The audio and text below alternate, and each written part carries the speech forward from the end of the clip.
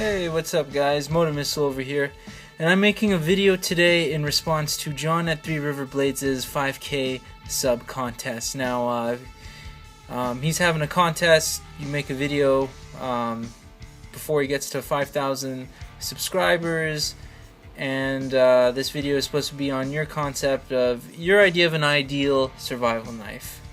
And it's March 11th, 2013.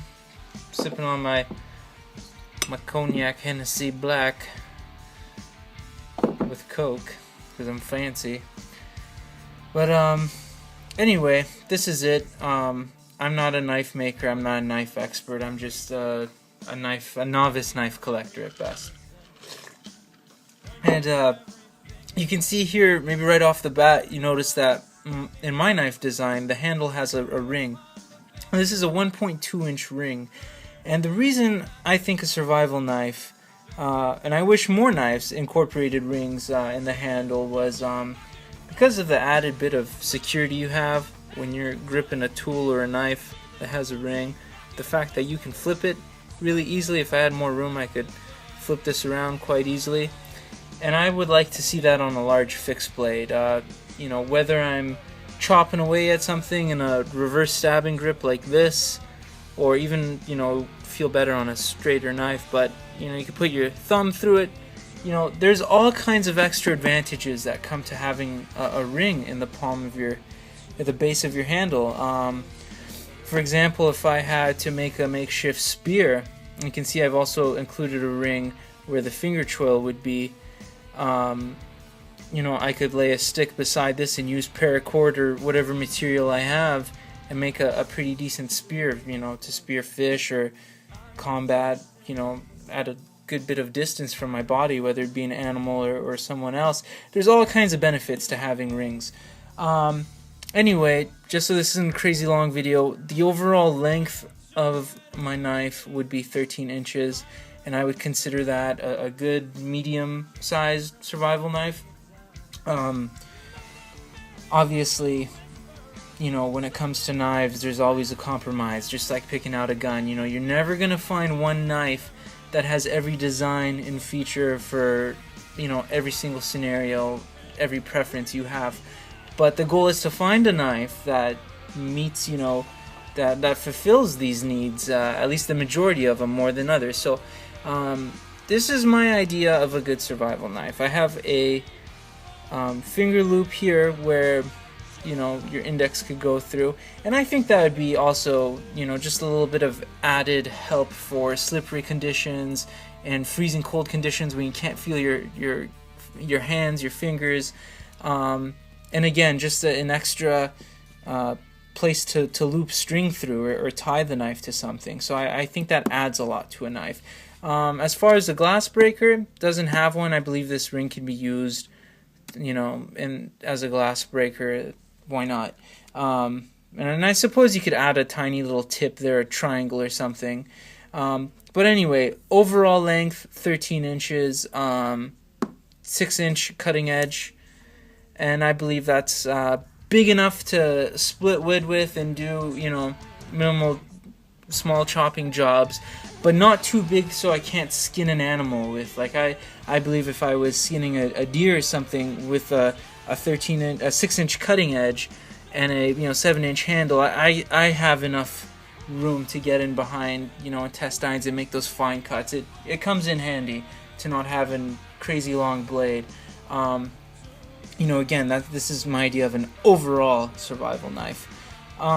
So anyway, 13 inches long, 6-inch cutting edge. The material, you know, if this was being made the way John makes most of his knives, from a steel stock which he gets from New Jersey, Steel Baron, you know, which I think Gavku turned him on to, but you know, this would be a 1/4 inch thick. I would choose either 1095, 154 cm, or D2. Any of those would be perfect for my survival knife. You can see I wrote that up there, and I think with the help of CERACOTE, any of those steels would be an amazing steel.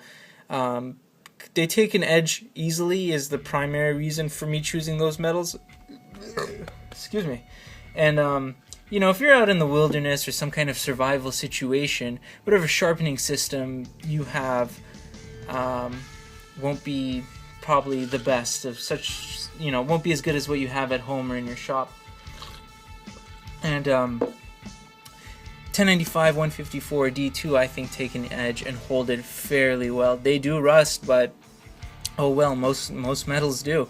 And so ease of sharpening, again with the companionship of CERACOTE, any of these materials would be really good. And the blade, I'm sorry, the edge of the knife, I would say flat to convex ground. Even a chisel ground would be acceptable. And the reason I like full flat, convex, or chisel, or even high flat, would be because they're easy to sharpen. Again, you know, it's all about having a sharp knife when you need it most. And easiest to sharpen. You can see that my knife that I've designed doesn't have any kind of recessed belly. It's a straight edge, so that would make it a lot easier to sharpen. It has a small belly, again, you know, for ease of sharpening. I think this design is optimal.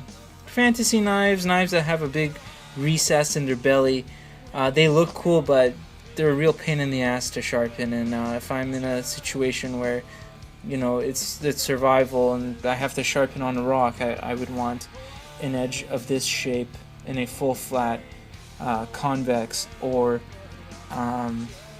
chisel grind. Anyway, as far as handle material, I don't know if you can see this. I wrote G10 or paracord wrapped handles.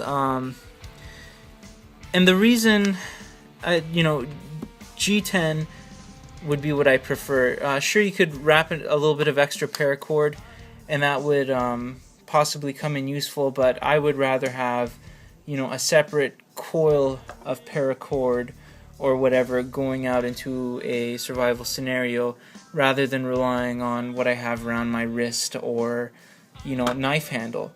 So for that reason, I would go with G10, and I would want those scales to be sharpened, you know, using this one as a reference. Again, here you can see that these square shapes, this knife has some pretty sharp edges in the handle material, and that bites into my palm really, really well. Let me get this lighting.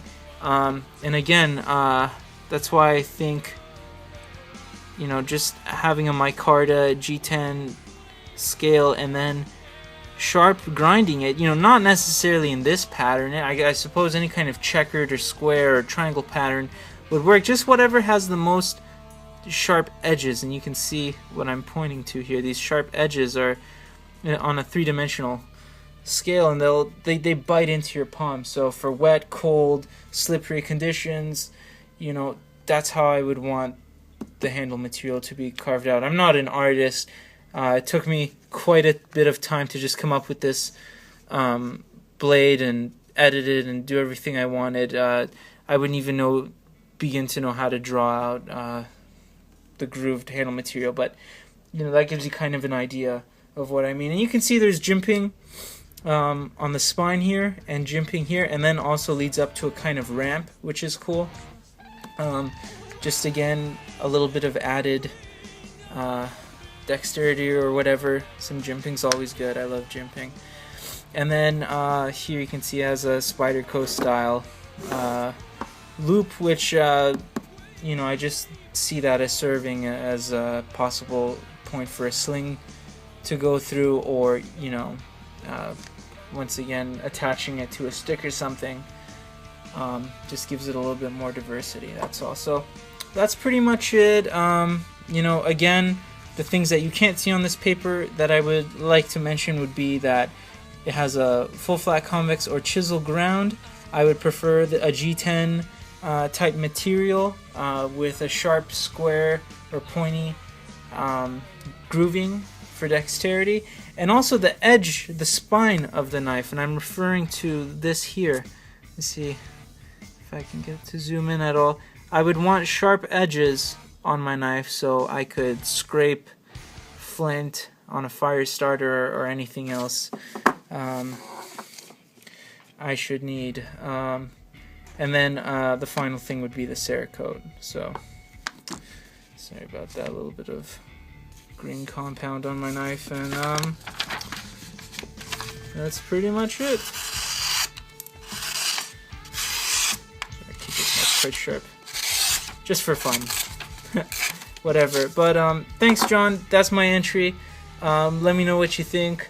Thanks for your time. And John, you know, I'd like to say thank you, bro. I really love the knives you make. I think you make excellent knives. I think you're an excellent knife maker, and I appreciate all the work you did with the Wounded Warrior project. That's really cool, and you know, thanks for the time you spent serving our country. Peace out, guys. Tune in next. I think I'm gonna be getting a really sweet, sick Jason Browse knife next. I'm gonna do a review with, I think it's knife number 2 from his year-end clearance. So tune in next time, guys. I'll see y'all later. Bye.